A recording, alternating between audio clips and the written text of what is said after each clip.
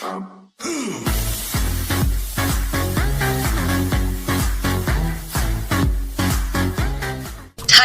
A Call for Fairness and Dialogue.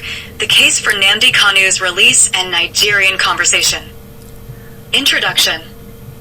In recent years, Nigeria has been grappling with various socio-political challenges, including issues surrounding separatist agitations and the suppression of dissenting voices. The detention of individuals such as Nnamdi Kanu, Omoyele Sowore, and Sunday Igboho has sparked debates regarding freedom of expression, the rule of law, and the need for inclusive dialogue in addressing the country's complexities. As these figures find themselves in different corners of the globe, it's imperative to examine the implications of their situations and advocate for fairness, justice, and constructive engagement. This essay delves into the case for Nnamdi Kanu's release, the return of Sowore and Igboho, and the importance of initiating a meaningful conversation to address Nigeria's challenges. The case for Nnamdi Kanu's release. Nnamdi Kanu, the leader of the indigenous people of Biafra, IPB, has been a central figure in the agitation for the secession of the southeastern region of Nigeria. His detention by Nigerian authorities has been widely criticized both domestically and internationally, with concerns raised over the legality of his arrest and the conditions of his incarceration. Kanu supporters argue that his continued detention without trial violates his fundamental human rights and undermines the principles of democracy and justice. Moreover, Kanu's release could serve as a significant confidence-building measure, demonstrating the government's willingness to engage in dialogue and address the grievances of marginalized communities. By allowing Kanu to return to his family in the United Kingdom, where he holds citizenship, the Nigerian government would signal its commitment to upholding the rule of law and respecting international human rights standards. Additionally, releasing Kanu could create an opening for constructive dialogue on issues of regional autonomy, self-determination, and national unity. The return of Sowore and Igboho, a step towards reconciliation.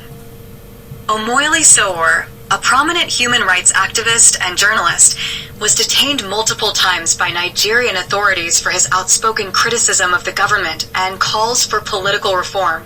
His recent return to the United States highlights the challenges faced by activists in Nigeria and the limitations of civil liberties in the country.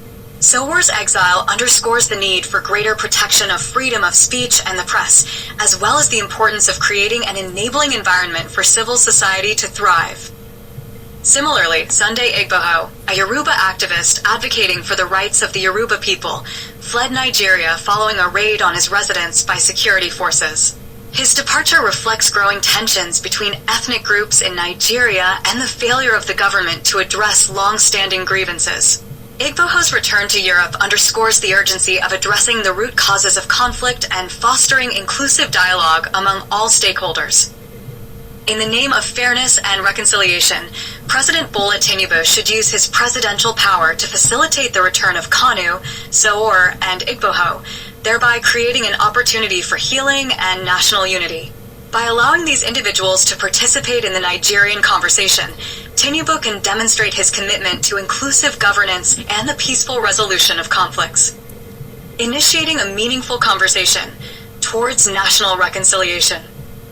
Beyond the release of Kanu and the return of Sowore and Igboho, Nigeria urgently needs to embark on a process of national reconciliation and dialogue. The country's diversity, complexity, and historical legacies require a comprehensive and inclusive approach to addressing deep-seated grievances and fostering social cohesion. First and foremost, the Nigerian government must prioritize dialogue over repression and engage with all stakeholders, including separatist groups, civil society organizations, traditional leaders, and political parties. A national conference or dialogue forum could provide a platform for frank discussions on issues such as federalism, resource allocation, electoral reform, and minority rights. Furthermore, the government should address the root causes of conflict, including socioeconomic inequality, corruption, ethnic and religious tensions, and inadequate governance structures. Investing in education, healthcare, infrastructure, and job creation can help alleviate poverty and promote social mobility, thereby reducing the appeal of extremist ideologies and violence. Additionally, efforts should be made to promote interethnic and interreligious harmony through initiatives such as cultural exchange programs, intercommunity dialogue forums, and peace-building activities. Emphasizing the shared values of tolerance, respect, and mutual understanding can help bridge divides and build trust among diverse communities. Conclusion. In conclusion, the release of Nandi Kanu, the return of Omoyole Sowore and Sunday Igboho, and the initiation of a meaningful national conversation are crucial steps towards addressing Nigeria's pressing challenges and fostering reconciliation and unity. President Bola Tinubu has a historic opportunity to demonstrate his leadership and commitment to inclusive governance by facilitating these processes and prioritizing the voices of the marginalized and oppressed.